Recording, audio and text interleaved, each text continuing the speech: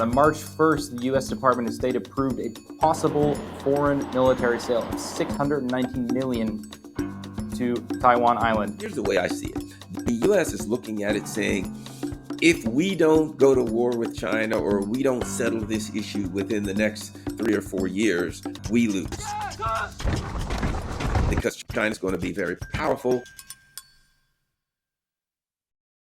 So how judicious is it for the U.S. to supply weapons to Taiwan region at a time when it is also deeply entrenched in the Russia-Ukraine war? Won't it put additional strain on the U.S.? Well, it's a sign of desperation and irrationality. The U.S. is fighting against a reality of a changing world, a modern world in which there are various poles of power in the world, and in which the newer poles of power are not interested in hierarchy, and the U.S. doesn't know how to deal with it. It's kind of like a man who falls in the water and doesn't know how to swim. He reaches and grabs in desperation in every direction he can to hold on to something because he doesn't have a plan. So on one hand, Secretary of State Antony Blinken in February alleged that Beijing was possibly considering providing lethal support to Russia. And on the other hand, just weeks after that, Washington itself announced the new arms sale for Taiwan, which posed a severe threat to peace across the Taiwan Strait.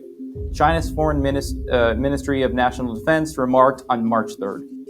What do you make of this contradiction of Antony Blinken? The U.S. is pushing a hierarchical world order where the rights are the rights that any given nation has are based on where they sit in this hierarchy. It's nothing more than international feudalism, where the U.S. says we are the class of nobility, and the European vassals of theirs, they're the commoners, and everyone else is peasants. The noble class enjoys the prerogative to do whatever they want, and the peasants can't. The problem is the other people around the world do not want to accept that hierarchy. So this is a battle. Senior U.S. officer, Air Mobility Command Chief General Mike Minahan recently created a stir by predicting a China-U.S. war in 2025. How credible is such a prediction? I think it can be avoided. Here's the way I see it. The U.S. is looking at it saying, if we don't go to war with China or we don't settle this issue within the next 3 or 4 years, we lose. Because China's going to be very powerful. If we don't fight China by a given time period, we're not going to be able to beat them. I suspect China's smart enough to say, well, I think we'll just wait till about 5 years after that time period, then we'll revisit this issue again. And if time is my most dynamic weapon and most effective weapon, that's the weapon I'm going to use. The U.S. government has taken a series of steps to limit China's access to key semiconductor technologies and supply chains, while at the same time enhancing its collaboration with Taiwan-based TSMC, one of the world's biggest chip makers.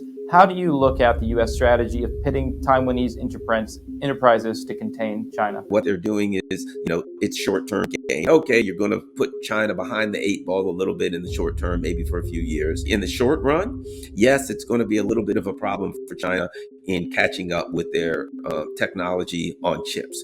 But in the long run, 10 years from now, they'll look back and they'll thank the United States for putting them in a position to become the world's foremost chip maker.